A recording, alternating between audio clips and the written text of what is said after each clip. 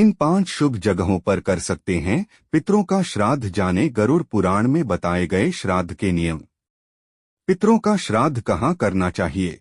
गरुड़ पुराण के अनुसार पितरों का श्राद्ध करने के लिए कुछ जगहों को शुभ माना गया है। पितरों का श्राद्ध करने के लिए घर की दक्षिण दिशा सबसे शुभ मानी जाती है। श्राद्ध से जुड़े नियमों के अनुसार जरूरी नहीं कि आप किसी घाट पर ही जाकर श्राद्ध करें, बल्कि आप घर में भी श्राद्ध कर सकते हैं। घर की दक्षिण दिशा में बैठकर विधि विधान के साथ श्राद्ध किया जा सकता है। आइए विस्तार से जानते हैं कि पितरों का श्राद्ध करने के लिए 5 शुभ जगह।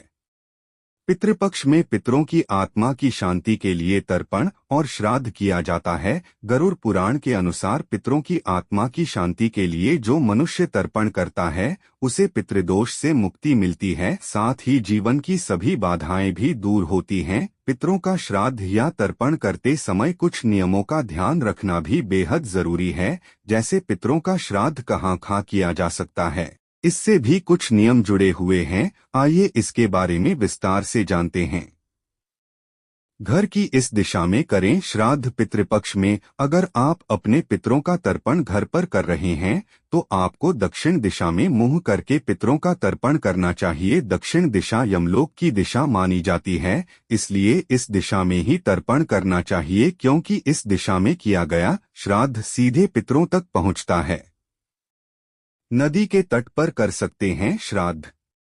गरुड़ पुराण में इस श्राद्ध से जुड़े इस नियम का भी उल्लेख मिलता है कि आप नदी के तट पर भी श्राद्ध कर्म कर सकते हैं। आप किसी पवित्र नदी समुद्र के किनारे बैठकर भी पूरे विधि विधान के साथ पितरों के नाम का श्राद्ध कर सकते हैं।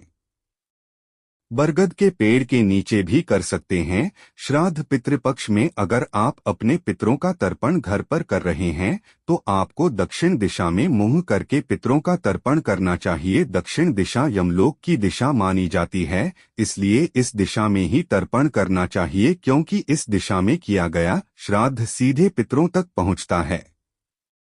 गौशाला में भी कर सकते हैं श्राद्ध। गरुड़ पुराण के अनुसार गौशाला में भी आप श्राद्ध कर सकते हैं। गौशाला को गोबर से लीपने के बाद पूरी विधि विधान के साथ इस पर पूजा का सामान रखें। फिर पूरे विधि विधान के साथ गौशाला में दक्षिण दिशा की तरफ बैठकर पितरों का श्राद्ध कर सकते हैं। जंगल में बैठकर भी कर सकते हैं श्राद्ध।